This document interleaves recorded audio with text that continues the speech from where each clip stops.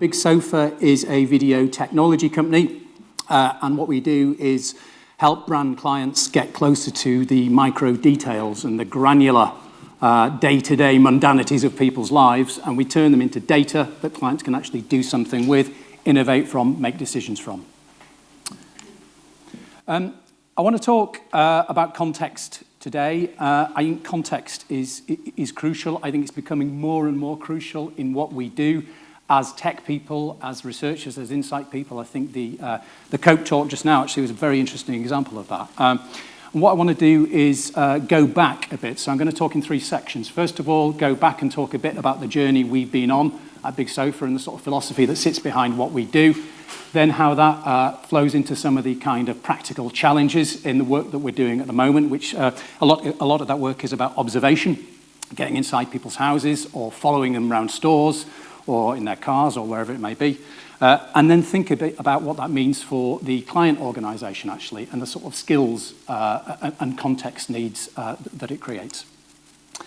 I'm not going to show this video for reasons of time, but I think it's quite a famous video, this. I don't know, this is from 1977.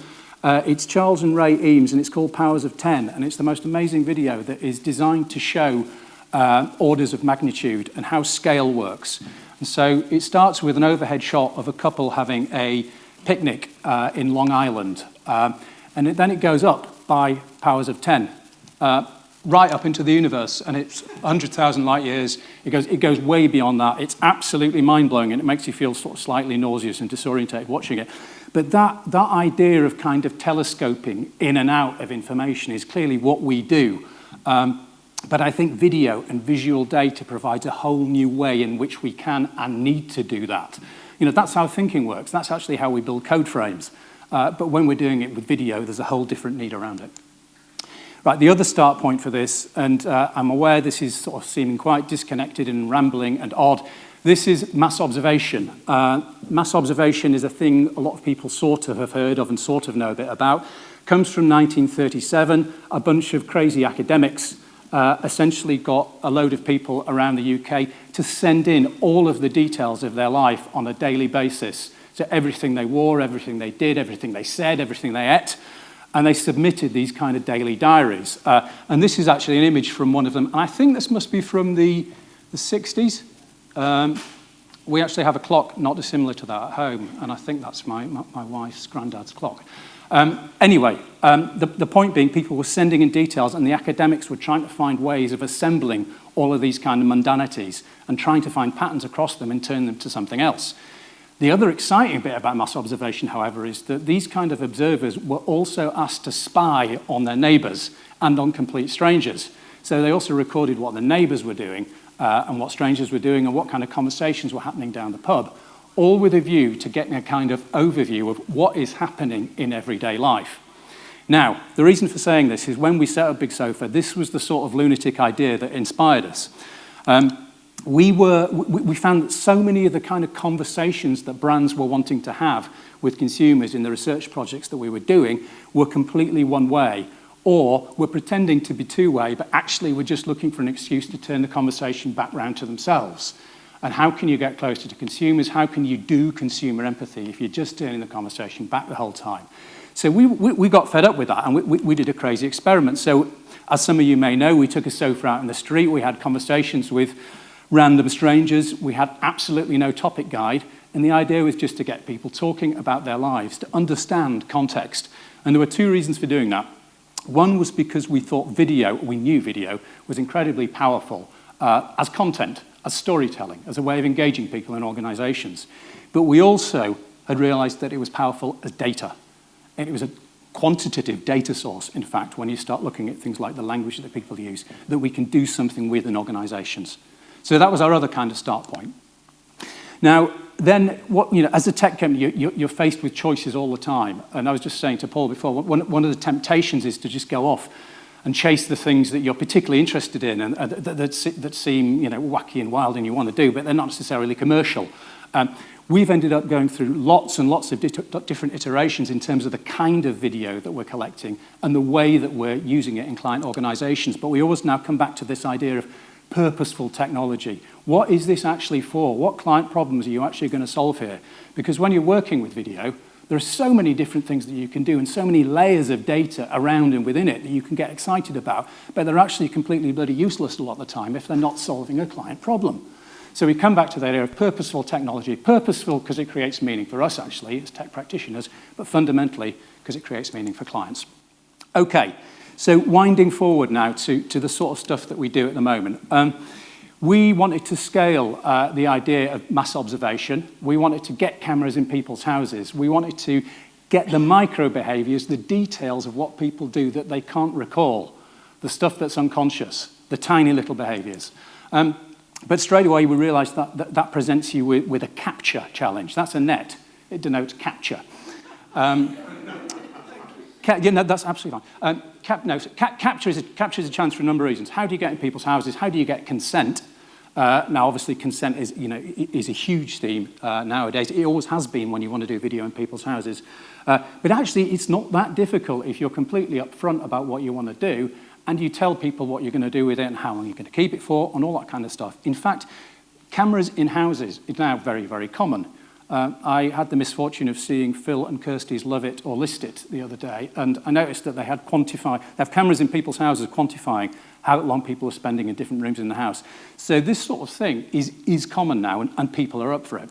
I'm not saying it's easy, though. But the other big thing that opened up possibilities for us is surveillance cameras.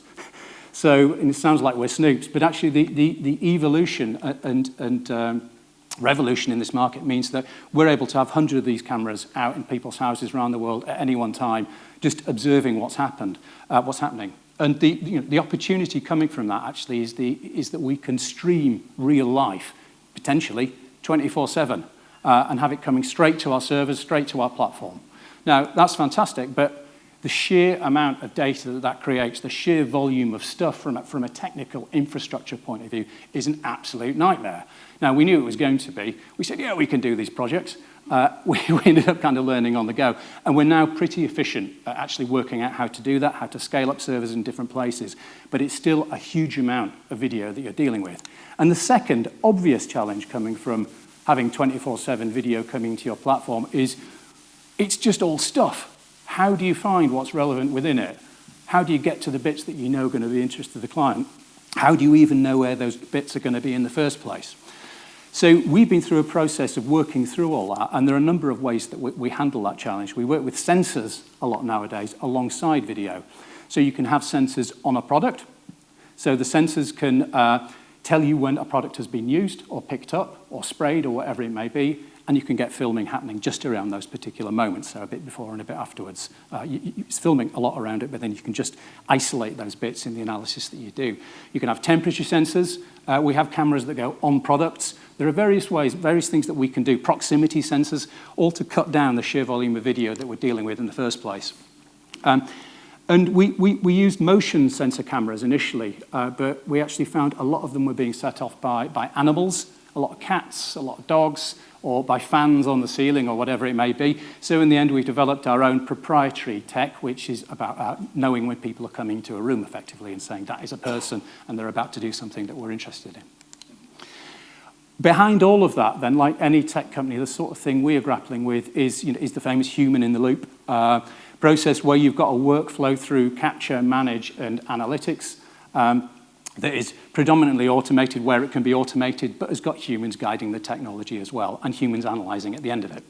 So what you've got is this giant kind of inverted pyramid where potentially you've got 24/7 life happening globally, and you're actually trying to get down to the bits that are going to be of interest to the client. So you're using, as I've said, motion sensors, product sensors, people detection. You're training the machine to recognize particular behaviors. So this is mopping, this is turning on a TV.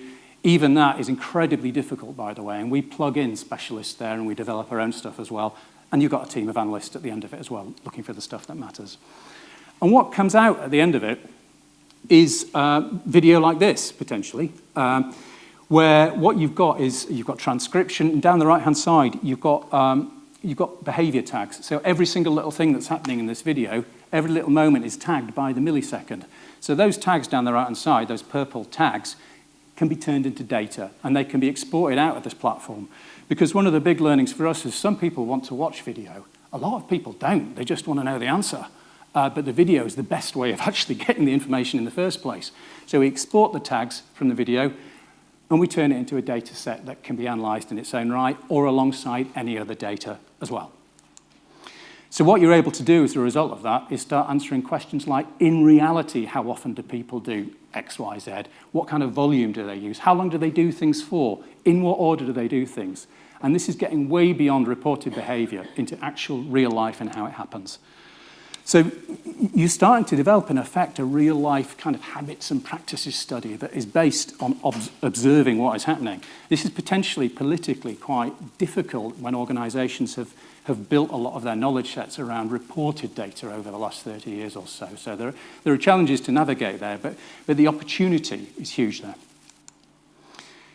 And I think the other point, coming back to context, is you're not just asking about the occasion or observing an occasion, you're also seeing what are people doing at the same time. So when people are watching TV, how much time are they actually looking at the telly? How much time are they actually looking at their phone? By observing that and by quantifying that, you're actually getting a real measure of attention. Again, potentially a huge opportunity. What were they doing before? What were the triggers? What did they do afterwards? What else were they doing? So I think what you're starting to do with these kinds of data sets is bring together a whole number of different contexts. So there's the human context. Who am I as a person? There's the behavioural context. You can analyse behaviour using behavioural frameworks in micro detail, should you wish. The domestic context, the consumer context, the social context, all of these can be brought together by structuring video. The sorts of things that we use that for then. So we use observation to pinpoint opportunity spaces. So let's get video either from streaming cameras, from wearables, whatever it may be, in the home, and look what people actually do over a period of time. How do they prepare meals? What do they drink? What's really going on? And where can we see spaces where things aren't happening? We work with a retailer and a tech company to look at voice assistants. How are people actually using Alexa in real life? When are they using Alexa to create a shopping list? When are they using their phone?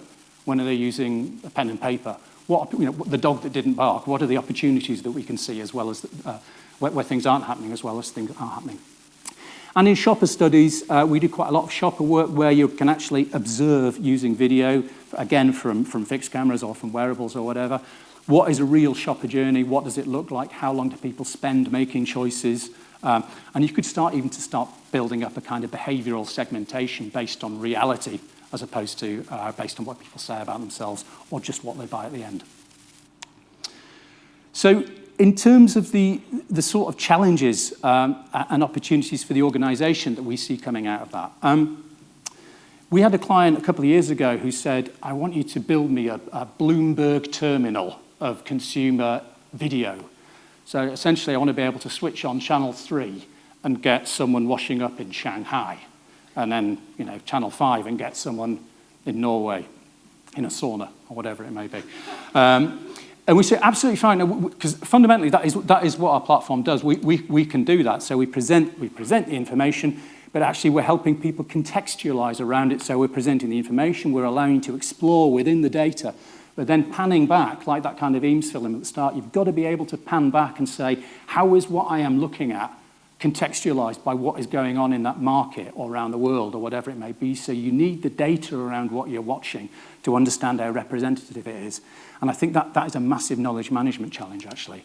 And you need a kind of mental agility, I would say, in doing that. And I was struck in the Coke presentation before by exactly that. I think one of the challenges that knowledge management platforms have had in the past is there is just so much stuff. There's so much stuff. How do I know what is relevant? And how do I put a sort of frame around it that allows me to relate to it, know it's representative, and know I can talk to people about it? And I think they're starting to solve a lot of those challenges now.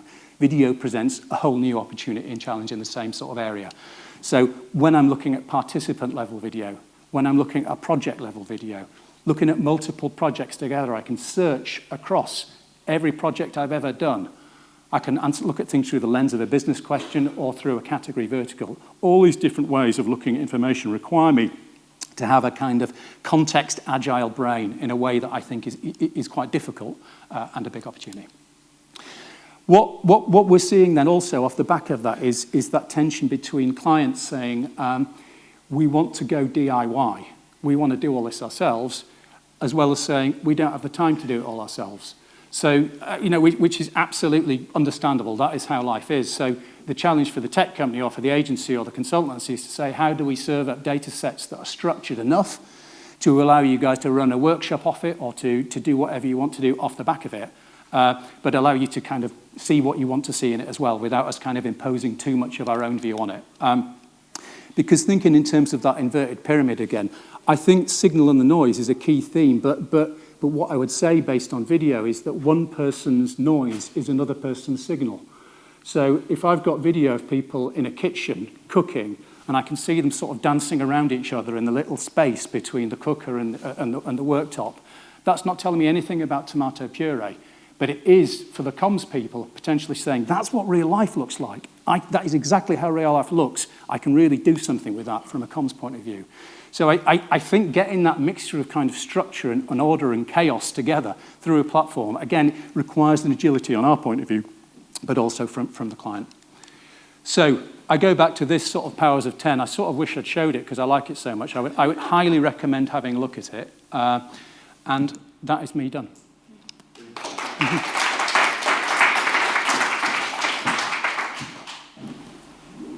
Questions? Observations? So obviously there are massive problems with trying to build a taxonomy. Presumably you have to tailor it for each client as well, or at least each category. Yeah, exactly.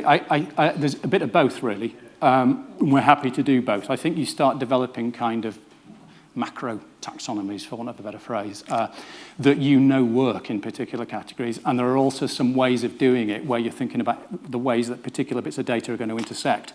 Because the tendency or the desire at the time from a client will be to say, I need every single little thing categorized in micro detail. That just creates fights. Again, it's the same as anything with too many codes. Exactly the same sort of thing applies. So you learn the techniques from a tech point of view. And there are some things that I would say are always going to be the same, but a lot of the time you are building bespoke things for clients, and I think that's the way it should be as well. Would there be situations where you would recommend to a client not to do a digital ethnography, to say you need to shift yourself to location XYZ to get the emotions differently to watching a film?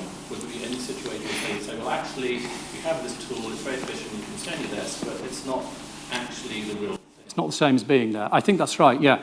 And I would never say only do one thing. And there is a tendency towards a thing people call video immersions nowadays. And they can mean a number of different things. They can mean sitting at your desk, watching someone talking to someone else.